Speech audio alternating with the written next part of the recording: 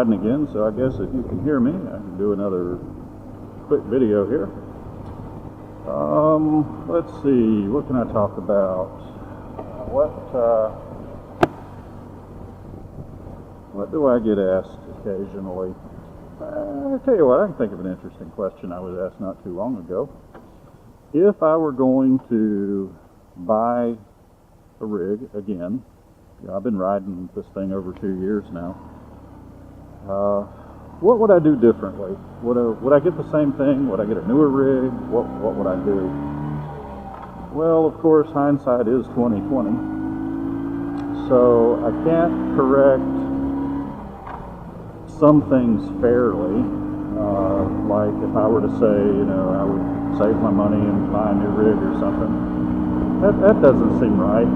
I was going to buy a rig when I bought one. It's just a question of, with the money that I had, the options that were available, is there anything I wish I'd have known first, or would have done different?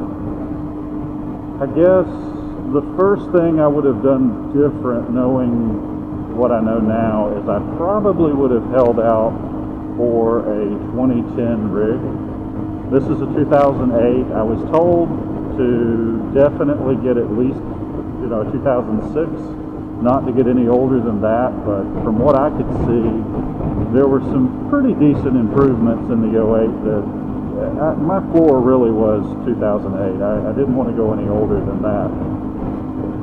In retrospect, I probably should have gone with the 2010 as my minimum for a couple of reasons. But believe it or not, one of the primary ones is just getting the battery out of this thing. The plate under the seat is welded on the 2008. I don't know about the 2009, to be honest. Maybe the change was made and 09 would have been fine. I don't know.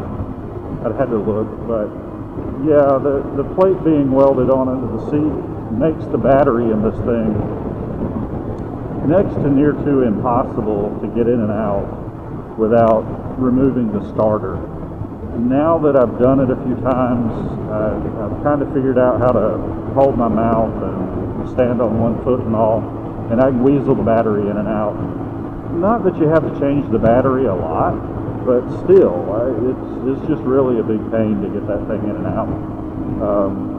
Especially if you just want to do some wiring or something. Like I added my air horn. That was kind of a pain getting to it. So there is that. As I understand, and I guess I just missed it, I didn't know at the time, the 2008 engine has some, I think it's bronze bushings in it, where the newer one, just 1 or 2 years newer, you end up with bearings instead of bronze bushings, I think is what I found out. It's not a big deal. I'll take care of it. Maybe it will impact the longevity of the engine, maybe it won't. I don't know. But there is that. The other third thing is really the steel rims. I should have held out and gone with the newer one and gotten the aluminum rims instead of these steel ones. I'd love to replace these steel rims. They're basically, you can true them to a point, but I can't get them true. I spent an hour on my wife's aluminum rim, and I got the run out on that thing down to practically nothing to speak of, and it was just following the procedure, running it around, and I got her aluminum rim real true without a considerable amount of effort, just some patience. The steel rims on this thing, I've done 2 of them. I have tried to true 2 out of the 4, including the spare. And when I'm done, the run out is just as bad as when I started. It's just, one of them, I think the one with the least run out is right around 1/10 of an inch. Another one, it had 1/8 of an inch when I started, and I think I whittled it down to 1/10 of an inch. But it's just obvious that the steel rims are not quite as nice and easy to adjust, especially as the aluminum ones.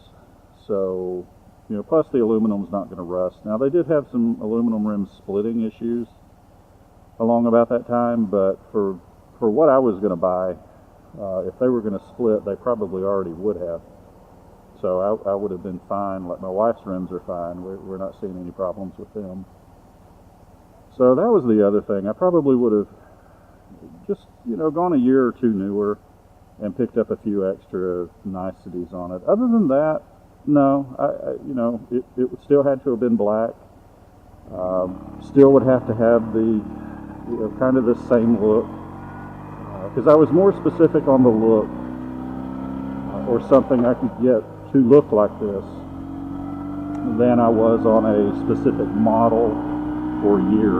But anyway, that's my answer to that. Take it for what it's worth, and be sure to hit the like and subscribe button down there. And if you enjoy these videos for some weird reason, I'll be bringing more of them to you.